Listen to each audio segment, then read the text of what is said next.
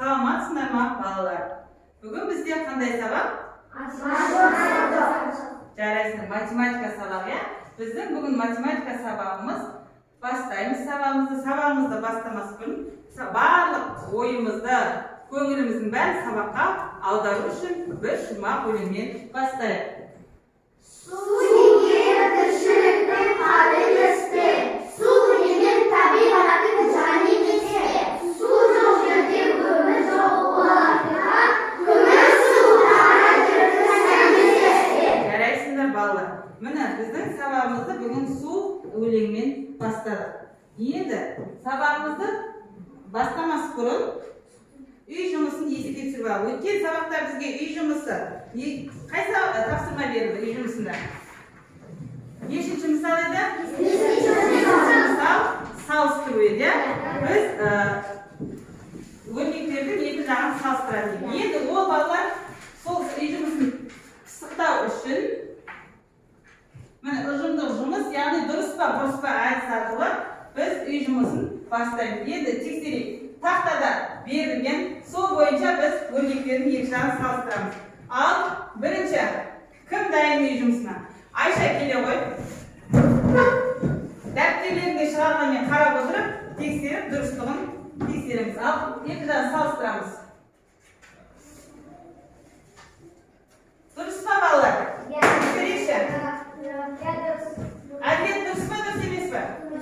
Дұрыс емес, я? Өйткені не істейміз? 308-ді жақшаның ішінде бөлінген сан болған кезде бұл жақ сан азайып кетеді, ал мына жақта астан шыққанда көбейіп бөлгенде сол санның өзі шығуы мүмкін, я? Міне сонда ол қателікті түзулеп қояйық. Келесі. Жандос келе ғой. Жылдан қолдарында маркерлерімізді сонымен орындаймыз. Салыстырамыз. Дұрыс па балалар? Дұрыс, жарайсың. Отыра ғой. Келесі Мерей. Айшаның қате болды. Кел, Мерей, бол. Шындан. Салыстырамыз. Дұрыс па балалар? Дұрыс. Дұрыс. Себебі жақшаның ішіндегі сан өрген кезде болады. Келесі. Абдырайым, келе ғой. Жылдам, кел. Екі жақты амалдарды орындап. Дұрыс па? Жоқ. Неге? 80-ді 2-ге бөлсек. 122-ге 40-ды қосса? 127. Енді 122-ге 80-ді қосса? 202-ге 2-ге бөлсек? 101. Неге қалай тең болады? Кімдікі? Абдрахмандікі дұрыс. Абдрахимдікі ма? Жарайсың. Енді келесі. Нұрлы келе ғой. Жылдан.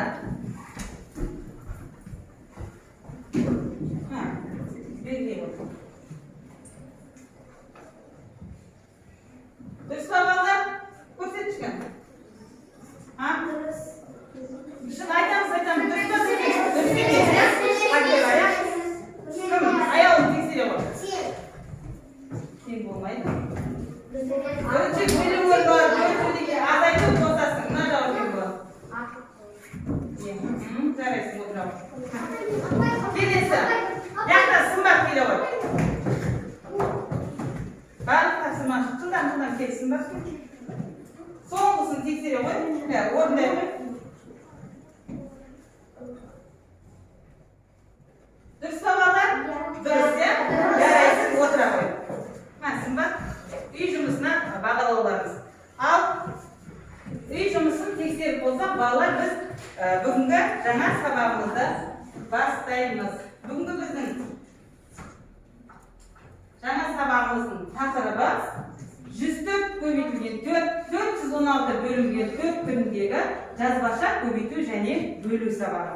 Енді осы сабақтағы біздің мақсатымыз балалар, осы сабақта біз 3 таңбалы санды 1 таңбалы санға көбейту алгоритмін үйренеміз.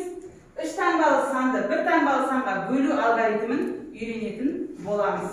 Сабағымызды ары қарай жалғастырамыз. Балалар, біздің жалпы сабағымыздың тақырыбының өзі не туралы? Судың жануарлар үшін маңызы, я? Су деген өзі адамға да өсімдікке де қандай қажет болса, біздің жануарларымызға да сондай су қажет екен, иә? Міне, сусыз тіршілік жоқ. Ал енді балалар, сендер біле жүріңдер. Мысалға, ең бізде ірі жануар көк кит екен. Міне, ең ірі жануар көк кит екен. Оның салмағы 150 тоннаға дейін тартады екен. Ал енді ең әлемдегі ірі балық бұл, ірі балыққа акула жатады екен. Акуланың ұзындығы 15 метр, салмағы 20 тоннаға дейін жетеді екен. Жалпы біз су жайында жануарлардың қаншалықты маңызды, судың маңызды екенін білдік. Енді ары қарай сабағымызды бастаймыз. Ең бірінші қараймыз. Біздің бүгін тақырыбымыз 104 көбейтілген 4 еді. Енді міне бірінші көбейткішіміз неше? 104. 104 бірінші көбейткішті жазамыз. Екінші көбейткішіміз 4. Міне енді осы көбейту амалын орындаймыз. 104 бірінші көбейткіштің астына 4, екінші көбейткішті жазамыз. Бірліктің астына бірлік, 4 бірлікті жазамыз. Енді бірінші көбейтуді қай амалдан бастаймыз? Бірліктерден бастаймыз. Бірінші 4 бірлікті 4 бірлікке көбейтеміз. Мәні 16. 16-ның 16 деген санда 1 онды 6 бірлік бар. Соның 6 бірлігі жазылады. 1 ондығын естеміз, ойлар сақтаймыз. Келесі, 0-ді 4-ке көбейтеміз. Себебі 0 деген қандай сан? Жоқ сан, оның орнына жаңа 0 шығатын болғандықтан, ойдағы нешені? 1-ді жазамыз, ондықтың тұсына жазамыз. Келесі, 1 жүздікті 4 бірлікке көбейтеміз. 1 жердегі 4-ті 4. Сонда жалпы оқимыз. Қандай мән шықты? 416 деген мән шықты. 104 пен 4-тің көбейтісі 416 болады екен. Келесі, осы көбейту амалына қай амал? Кер амал бізде? Бөлу амал. Сол көбейтуді бөлу амалмен тексерейік. Жазамыз. Бірінші 416 бірінші бөлінгіш. 416 деген бізде бөлінгіш. Бөлгішіміз неше? 4. Жүздіктерден бастап бөлімде 3 цифр болғандықтан жүздік, ондық, бірліктен. Міне, жүздіктен бастаймыз. 4 бірлікке 4 бірлікті бөлсек, неше болады? 1. Бірден береміз, тексереміз. Бір жердегі 4-ін 4, азайтып, шыққан кезде оның орнында 0 болады. Енді 1 ондықты түсіреміз. 1 ондық бізде 4 бірліктен қандай? Кіші сан, бізде аз сан болып тұр, жетпейтін болғандықтан біз не түсіреміз? 6 бірлікті түсіргенде 16 бірлік шығады. Енді 2 сан қатар түскен, не істейміз? 0 санын жазамыз. Енді келесі, осы 16 шығу үшін 4-ті не істейміз? Қай санға көбейткенде? 4-ке. Келесі тапсырманы орындау үшін, осы жаңа сабақта қаншалықты түсінген үшін бізде аквариумдегі балықтарды аулаймыз. Барлық жалпы осы аквариумның ішінде біздің бірінші мысалымыздағы тапсырма баған түрінде орындау бар. Ал енді балықтарды алайық. Жылдамдатайық. Қалаған балықтарды алып, бұның ішінде баған түрінде орындалатын өрнек келсе, тақтаға шығара береміз.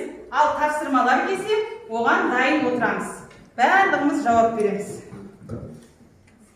Жылдамдат. Біреуін ала ғой. Кәнеке.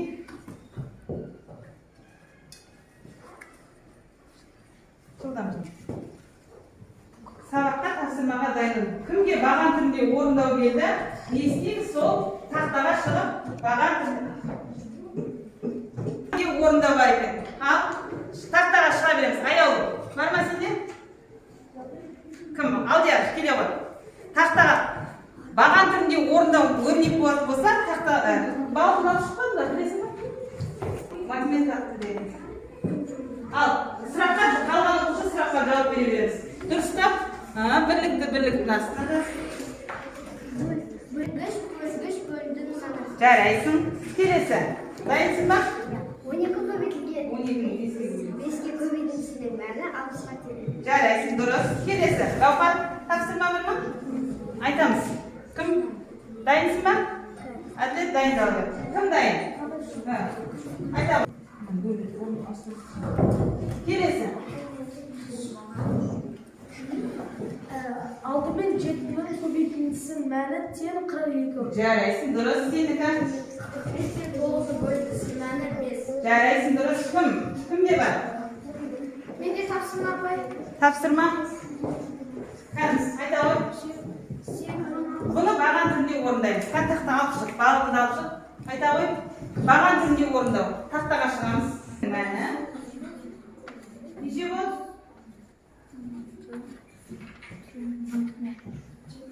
Жарайсың, жет. Әмір бердің бе саған? Кім дайын? 816-ны бөлеміз кім? Анықтау. Жоқ, бұны тақтаға шығарып беріп баған түрінде. Жандостың кімде қате бар екен, е? Жандостың кімде балалар? Түзілеге, жандоста бізде қате болды. Мына жерден тұра ғой.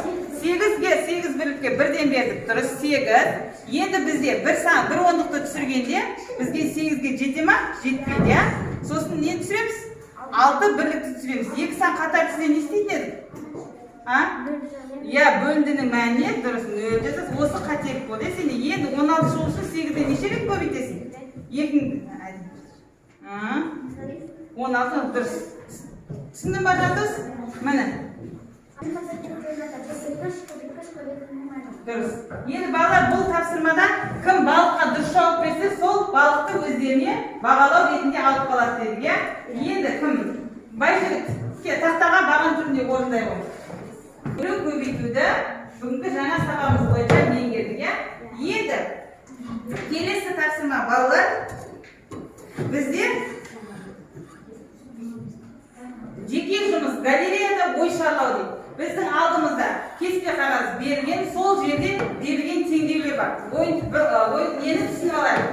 Бұл теңдеуді әркім өзі жеке отырып шығарады. Шығарып болған соң біз мына жерге әдемілеп орналастырып біз галерея жасаймыз. Көрме жасаймыз. Ал әркімнің алдында отырған теңге бір маркер бар, соған шығара береді.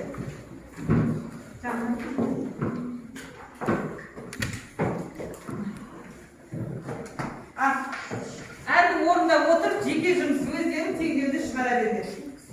Шығарып болған оқушы мұнда әкеліп көрме жасайды.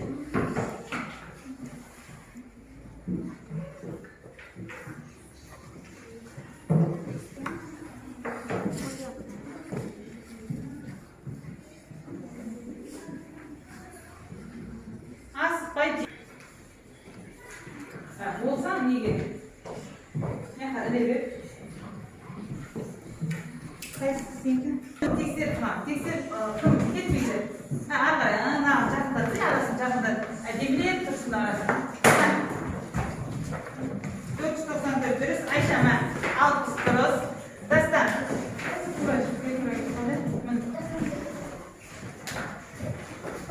Ал сонымен балалар біз міне теңдеу шығару арқылы біз әдемі не жасадық? Көрме жасадық, иә? Галереяда шарладық па? Шарладық, иә? Әркім жеке жұмыс жасап, өздері еңбектеніп, өте керемет шықты. Жарайсыңдар балалар.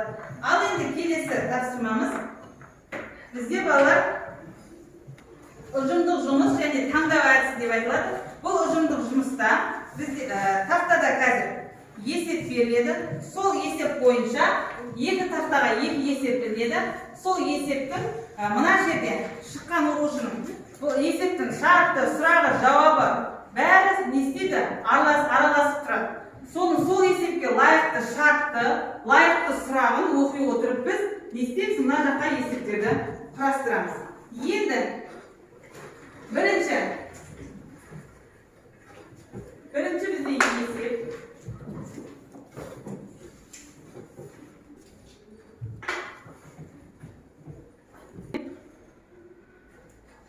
Бірінші есепте түйе туралы, түйе ғажап жануар. Ол сусыз 2 апта жүре алады. Түйе бір ішкенде 108 литрге дейін су ішеді. 6 түйеге неше литр су қажет? Бірінші есеп. Ойланып отырамыз, шарты қалай болады, неше амалмен шығарамыз, сұрағы қандай сен? Бізде не белгілі бұл жерде? Bir tiye neçe litre su içken? 108 litre su içedi ya. Ne sıraptır? Ne sıraptır? 6 tiyenin neçe litre su içedi sıraptır ya? Neçe amamen ortalatmalı? Bir amamen ortalat. Endi o'ylanib o'tiramiz. Kelesi taqsimda ikkinchi idemiz issiq kunderi deydi. Sigir tavligida 105 litr suv ichadi. Issiq kunderi sigir bir haftada necha litr suv ichadi deydi. Al endi bizga tavligida sigir bir tavlikda necha litr suv ichadi ekan? 105 litr suv ichadi ekan. Bizga ne so'rabdir? Bir haftada qancha litr suv ichadi so'rabdir. Bir haftada necha kun bor bo'lar? 7 kun bor. Al endi o'ylanib o'tiramiz. O'rindaymiz. Al bo'lsa birinchi esebimizga loyiqli shart bormi ekan? Qaba qo'y. Bo'lsa esebimizga birinchi eseb ne turadi? Ha? Shart. Birinchi shartni o'rnamaymiz, shartni yozmaymizmi? Birinchi esebimiz ne turadi? Tiye turalma. Mana shartni jabsira qo'y. Kela qo'y. Ikkinchi esebning shartini amir kela qo'y. Jaraysin. Mana shartni so'zamada. Qaranglar. Bir tiye 108 litr, 6 tiye 5 litr suv. Al endi ikkinchi esebni ne istaymiz? Shartni topamiz. Ikkinchi eseb bizda ne turadi? Sigir turadi ya. Jaraysin durust. Kela qo'y. Jabsiramiz. Shundan kela. Bir tavlikda necha litr suv ichadi ekan? Sharti odan keyin nesi keladi? Surog'i keladi. Al endi tiyamizga qattiq suroq bormi? Jaraysin. Surog'i 6 tiyaga. Ikkinchi esebning surog'i qancha ekan? Jaraysin.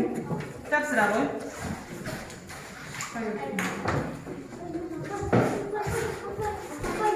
Kelesi narxettir islom. Kela qo'y. Esebning sharti, surog'i, sheshuvi, javobi bor, 4 qurilma bor. Endi kelesi ne keladi? Sheshuvi. Endi o'sha sheshuvni bizning nega baylanadi? Mana sheshuvni ne istaymiz? Ha? Sheshuvni ne istaymiz? Kelesi 3-chi esebning shartlar.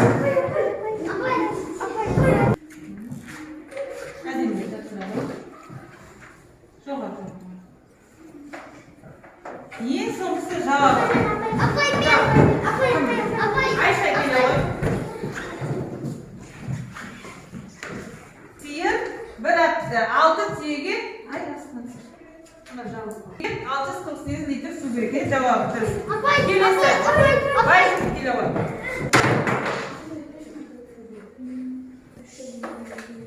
Qolgan o'rnimizda o'tirgan o'quvchilar tez-tez esebni yozib olamiz. Sharti, surog'ini shartini yozasiz, sheshuvi, javobi. Qaranglar bolalar ya, mana bizda ajami esebi chiqdi. So'nggi javobida tiye turadi. 6 tiyaga 640 litr suv kerak. Durust, jaraysin, qani yozib olamiz. Ayşe'nin bilan durust. Yani mayda yozib olib, yine esebni yozamiz. Palosa, o'rtada o'tirib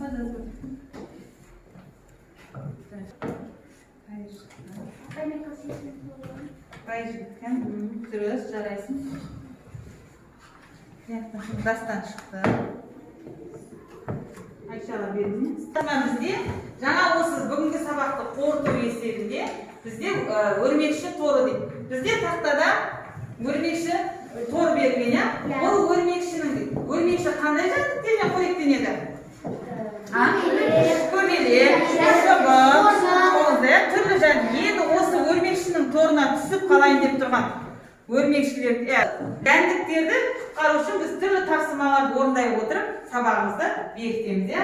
Al, day bo'lsinlar bolalar. Shamiz nurli chiqa qo'y. Nurli kela qo'y. Shundan qalaman bir jandikni olib. O aslini qarasang, Екі жердегі екінің кубы, ya? Екінің кубының мәні нешеге кетеді? Екінің кубының мәні 8 кетеді. Жарайсың, дұрыс. Келе қой, Мәди. Аялым шыға бер. 5'nin kvadratının мәні деп математикалық тілде сөйлейміз.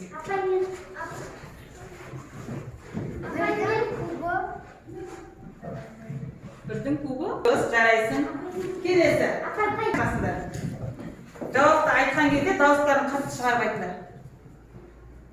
Алтының кубы 12.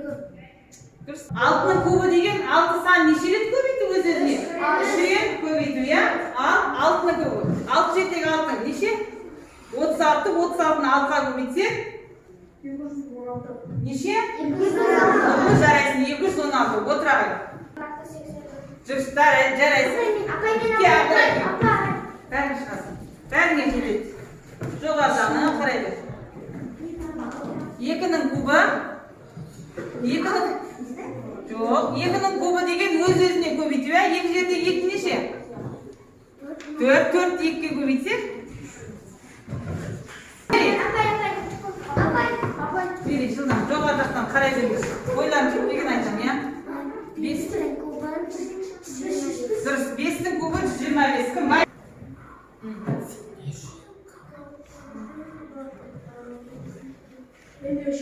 9-ның кубы. 9-ды өз 29. Дұрыс, тағы кім шықпады? Әділет. Жылдан, бұл бәрін 19 шығасың дейсіз.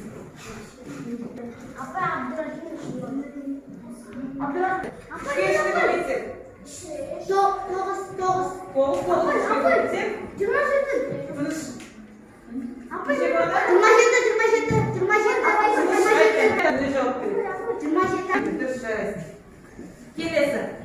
Ал сонымен балалар бүгінгі сабағымызды қосылай үй жұмысы үй тапсырмасын алайық. Үй тапсырмасы 16-шы бет 6-шы мысал, иә? Белгілі бар. Үйде баған түрінде орындап келеміз 6-шы мысалды. Есептеп тұрсын жазамыз. Үй жұмысын алып болсақ, балалар біздің бүгінгі сабаққа белсенді қатысқан жаңағы жинаған түрлі түсті пешкаларымызбен және балықтарымызды көтеріп көрсетейікші маған. Кім неше оқушы жинаған қан? Аяуында ұпай саны көп, жарайсың. Және кім балауса жарайсың, жандос жарайсың. Дастан жарайсың. Барлық оқушы міне Байжігіт, Алдияр, Айша, Абдрахим бүгінгі сабаққа белсенді қатысқан. Міне өте әдіс арқылы кері байланыс жасаймыз. Бүгінгі сабақ кімге қалай ұнады? Микрофонмен сөйлейміз. Даусыңды шығарып, сабақтың несімен жабасың басын. Сабақ қалай ұнады? Маған сабақ өте ұнады. Сабақ күшті болды. Мен сабақтардың бәрін түсіндім. Белсенді болды сабақ. Жарайсың. Теңдеулерді шешу және де өрмекшінің торы. Ұнады ма? Жарайсың. Келге бар. Маған бұл сабақ өте қатты ұнады. Бұл сабақ ерекше болды. Мен осы сабаққа белсенді қатысып отырдым. Бүгін балалар бүгінгі сабағымыз аяқталды. Сабаққа белсенді жақсы қатысқан үшін барлықтарыңыз жарайсыңдар. Сабағымыз аяқталды.